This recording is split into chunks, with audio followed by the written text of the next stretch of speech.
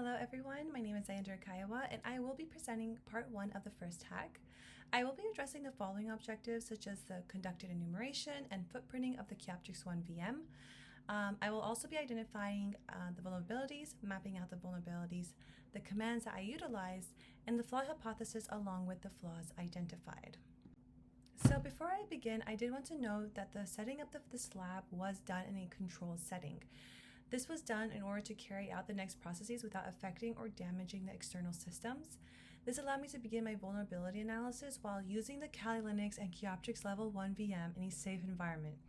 As you can see here, I also made sure to have them configured within the host-only network. However, I did run into troubles with this in the beginning, so I did have to make some overall updates and upgrades within not only the virtual machine, but also the Kali Linux. So I did an overall update of the virtual box itself as well. When starting my initial Nmap scan, I first made sure that I did the command ifconfig, since I had to make sure I was on the correct network. So as you can see here, I could tell right away I was on the right one since I could see it starting with the 192. From here, I utilized the subnet 192.168.56.0, and then the /24 to do an Nmap scan on all of the network devices. So this is where I was able to also identify the Keyoptrix Level 1 IP address, which was the 192.168.56.3. Right below this, I could also get information on the open ports. So this included port 22, 80, 111, 443, 631, 808, and lastly, of course, 3306 as well. So also I wanted to make sure that you keep in mind that the state column that you're seeing means accepting traffic, while the service is showing all the services that are listed down below it. This was also the start of my enumeration / footprinting process of the Keyoptrix-1 VM. So a little rundown of these two concepts is firstly, footprinting is trying to find out what is existing, such as the target IP address, and also what the layout of the network is. The enumeration is when we dig deeper. So we get deeper details that are showing what is required of actionable information, basically. So this is when I was able to find out the open ports or the services or the versions that are on it and so on. So as I continued, you can see in the screenshot to my left that I went ahead and I did my next command. And this was the nmap hyphen, and it was capitalized O, and it was followed by the Keyoptrix IP address that I had identified in the previous slide before. And then this helped me discover also the OS version, which I was able to deduce was it was running on the Linux 2.6.x. And for the OS, it also showed this range that was going from Linux 2.6.9 to 2.6.30. This was vital information since knowing that the kernel series are from the old system of Linux 2.6, I was able to recognize that there will be the possibility of vulnerabilities here since it is known to have CVEs, according to OLOG 2025 from the Linux security. So also, it let me know that it is stating that the device type's role here is most likely general purpose. Now the screenshot to my right is where I ran the nmap command again, but this time it was followed by a hyphen, lowercase s, and then a uppercase V, and then also, of course, with the IP address of the 192.168.56.3. So the SV actually stands for surfaces, and it gave me a detailed analysis when it came to the open ports I previously was able to identify. So as the screenshot shows, I was able to see the breakdown of the versions for each of the ports.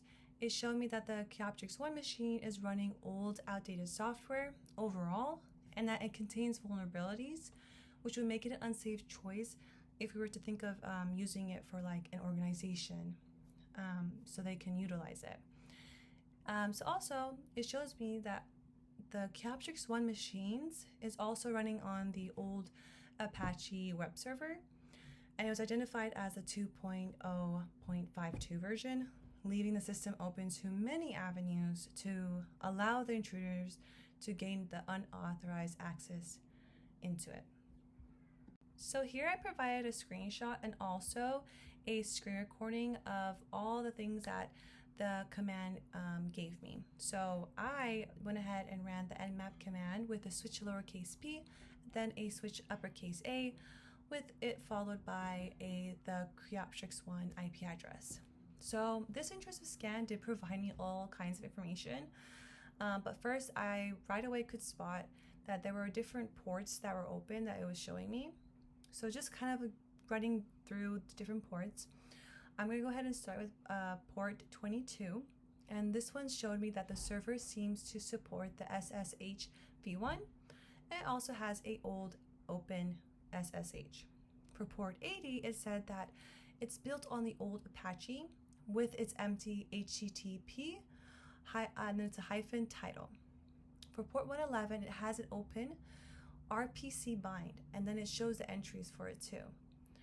For port 443, it's SSL v2 supported, which indicates that the protocol isn't going to be very strong.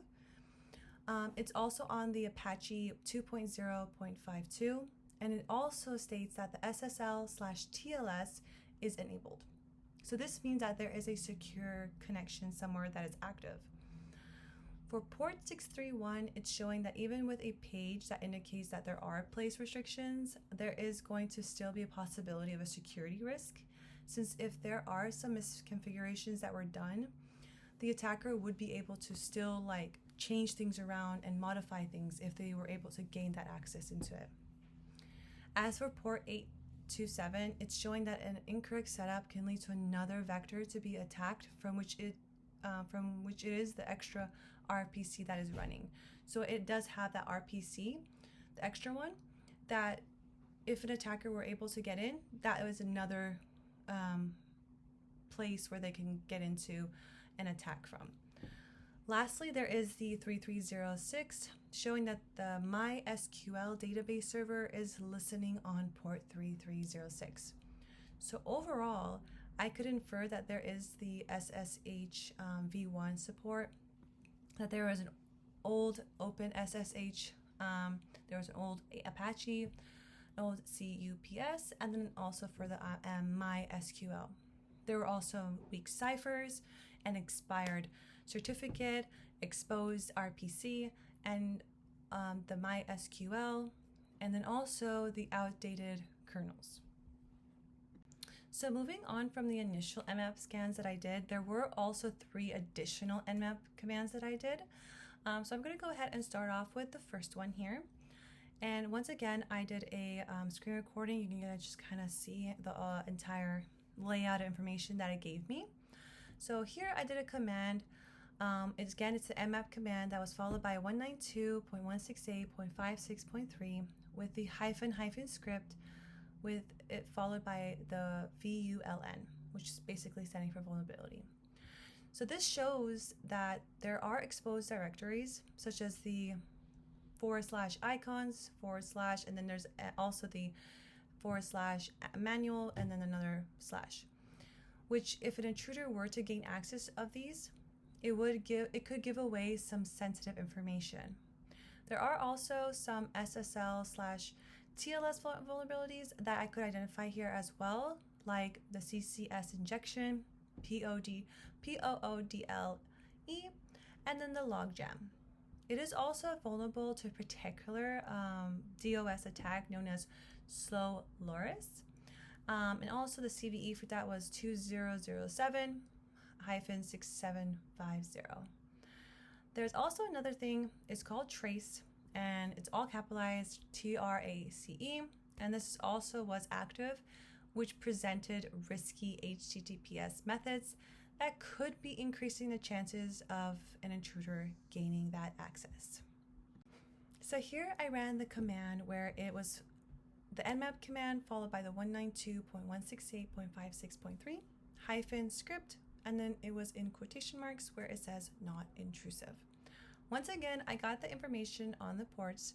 I also was able to find some web problems which said that there were directories exposed along with a CSRF vulnerability. It also showed me the MAC address along with pinpointed link local addresses.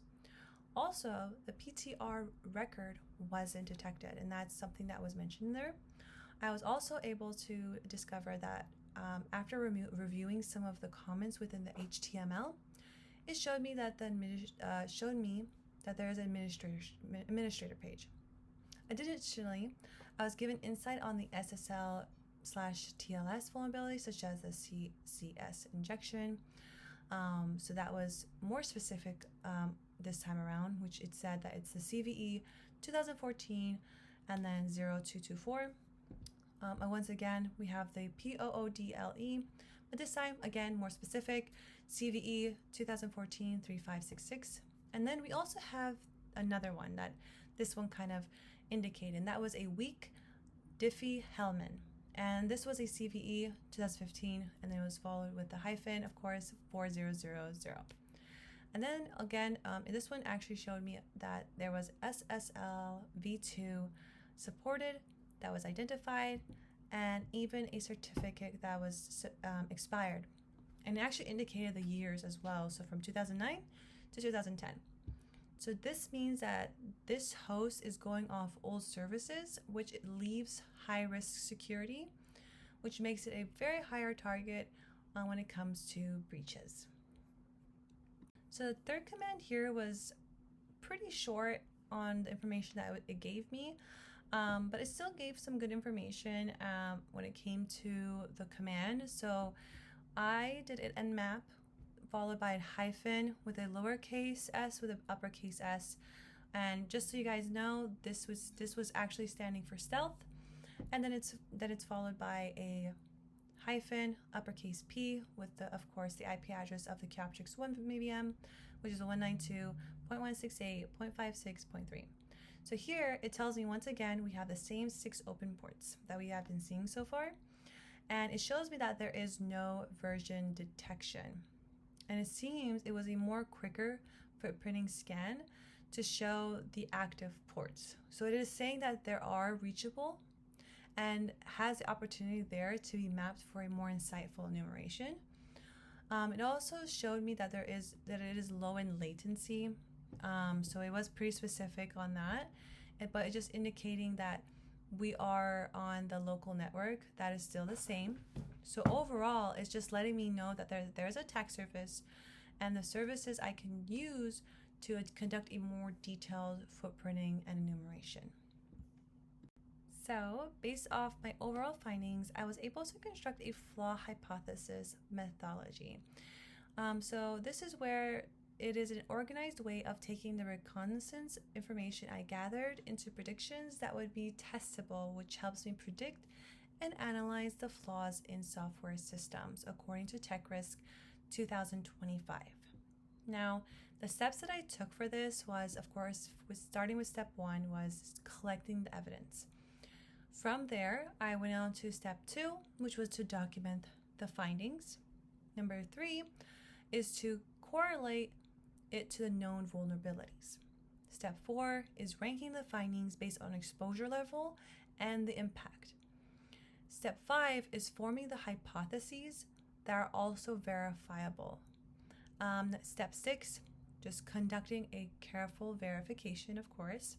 And then step 7 is try to preserve the findings while also providing the proper corrective actions. So, from this, I also formed a hypothesis. So, from my hypothesis, I kind of just figured that the open ports found for 192.168.56.3, which were the 22, which was SSH, 80 HTTP, 443 HTTPS, 111 RPC, 631 IPP, and 3306 MySQL, has a likelihood of allowing information disclosure due to the weak configurations, known vulnerabilities present, and the outdated software identified. This was seen with port 80, where there was an old Apache version, and even with port 22, where it said that there was an SSH v1 present. So, for both, this showcases that there is a heightened risk for a compromised system/network. So to wrap it up, of course, I had to also find 2 flaws. So I had flaw 1 and flaw number 2. And for me, I personally found that port 22 and port 80 were the biggest ones here. And the flaw number one that I found was in port 22, which was the outdated SSH service. And basically, it was supporting the outdated protocol version, the SSH v1. So the reason this is important to note and to recognize is that it could result in very weak encryption, in the middle attacks, or even critical breach, according to Elkheim 2024. For flaw number two, there's the port 80's slow LoRa's vulnerability that was kind of mentioned throughout the presentation. And basically, this can deplete the server resources through prolonged connections. So the root cause could be coming from that old Apache configuration with improper calibrated resources. And there you have it for my presentation. I do hope you enjoyed this presentation, and thank you for listening.